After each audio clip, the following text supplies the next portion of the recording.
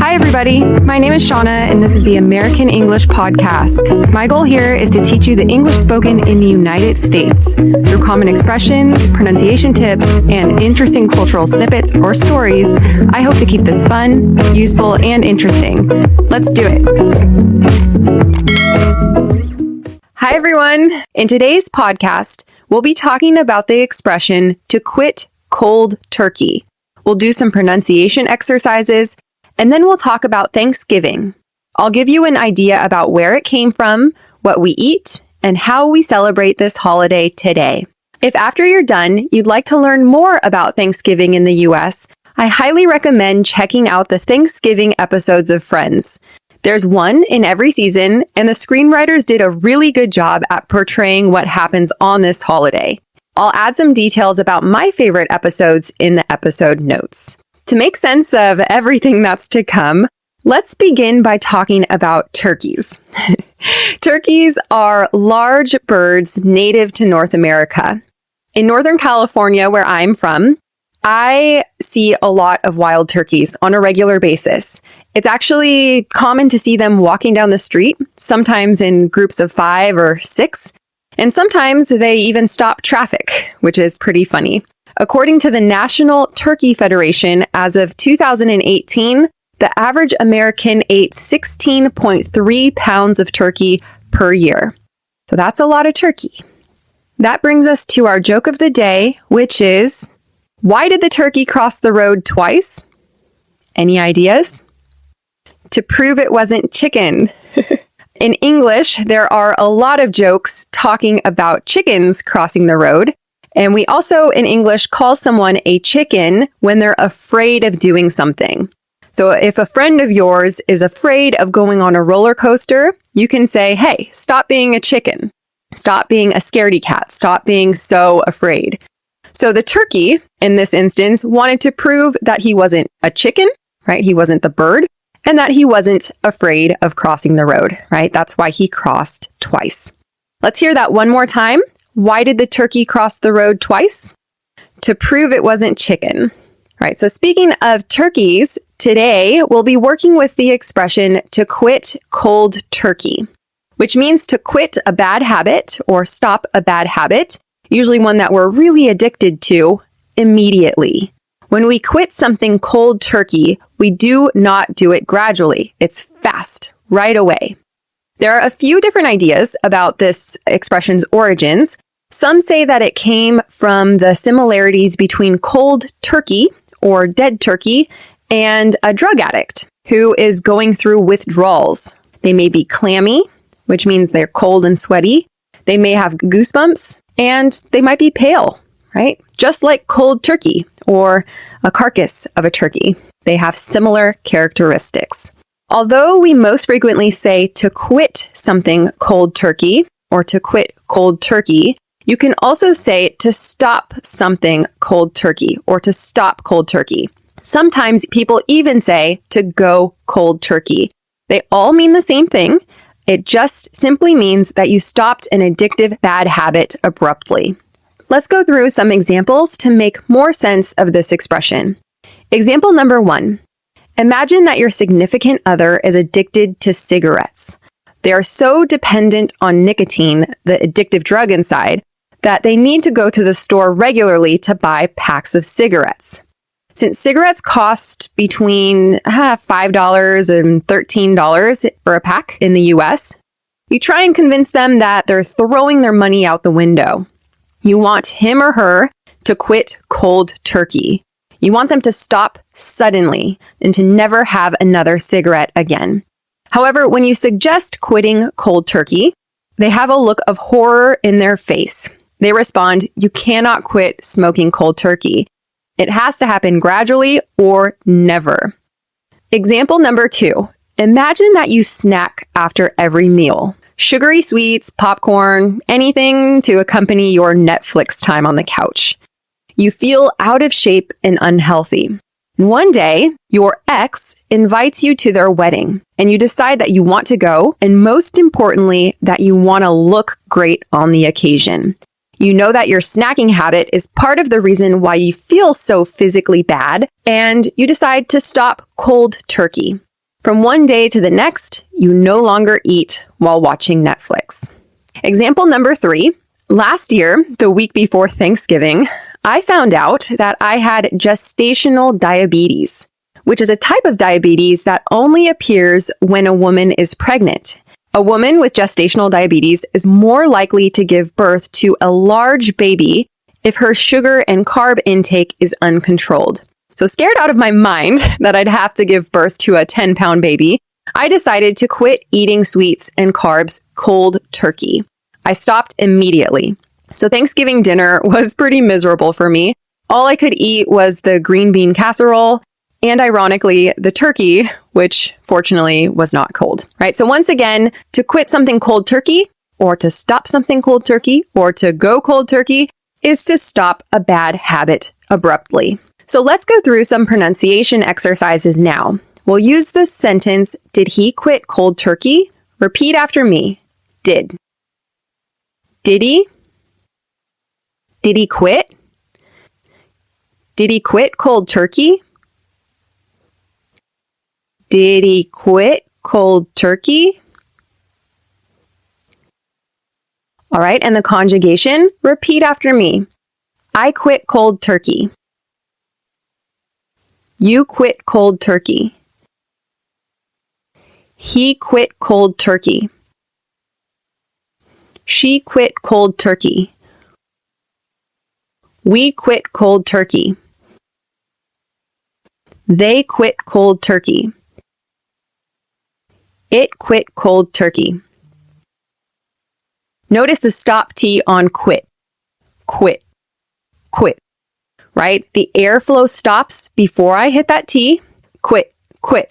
Right? You can hear that break right there. You'll often run into a stop T when a word ends in T and the word that follows begins with a consonant. Sometimes you also hear them when words are on their own. Let's move on to the topic of the day. Today, I've decided to talk about Thanksgiving. This will be fairly advanced for listening comprehension. So first, I'm going to describe the origins of Thanksgiving. Then I will talk about the food. And then lastly, we'll talk about how Americans celebrate Thanksgiving. Thanksgiving Day is a national holiday celebrated in Canada, the United States, some of the Caribbean islands, and Liberia. It began as a day of giving thanks for the blessing of the harvest and of the preceding year. Thanksgiving is celebrated on the second Monday of October in Canada and on the fourth Thursday of November in the United States. And it's celebrated around the same time of the year in other places in the world. So this year, it will fall next week on November 28th. Although Thanksgiving has historical roots in religious and cultural traditions, it has long been celebrated as a secular holiday. The history of the first Thanksgiving is somewhat incomplete. However, we do know that it originated in England and it was brought to New England and Virginia by Pilgrims and Puritans. New England is that area around New York. It includes Maine, Connecticut, Vermont, New Hampshire, Rhode Island, Massachusetts, states in that general area. So who are these Pilgrims and Puritans? Pilgrims is the term we use to describe the first settlers in the U.S. Puritans, on the other hand, is a term we use for some of these pilgrims who had religious reasons for leaving England. They were Protestants or Calvinists, and they didn't like the way that the Catholic Church was affecting England. Right? So both arrived in the U.S., and the holiday tradition first took place in 1621 at Plymouth in present-day Massachusetts. The first feast was celebrated to give thanks to the harvest and to, quote, the Almighty God. Abraham Lincoln made it a national holiday in the 1800s. Some believe that the reasoning it became a national holiday was to commemorate the fact that on that day, Native Americans, or specifically the Wampanoags, got along with the European settlers. Despite turmoil between these two groups, that specific day was a day when they shared food and they split their bread and they were happy.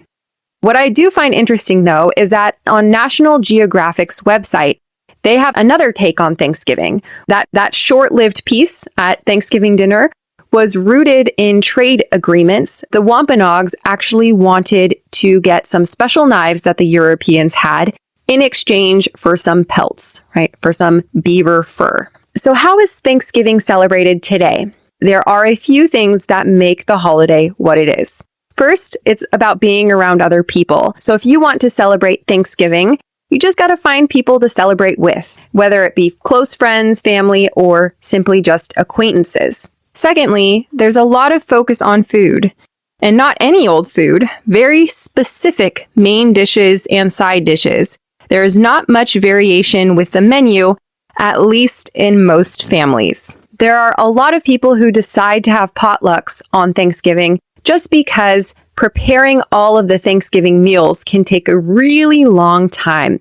A potluck makes it simpler because a potluck is an event where people invited bring one dish, so they contribute.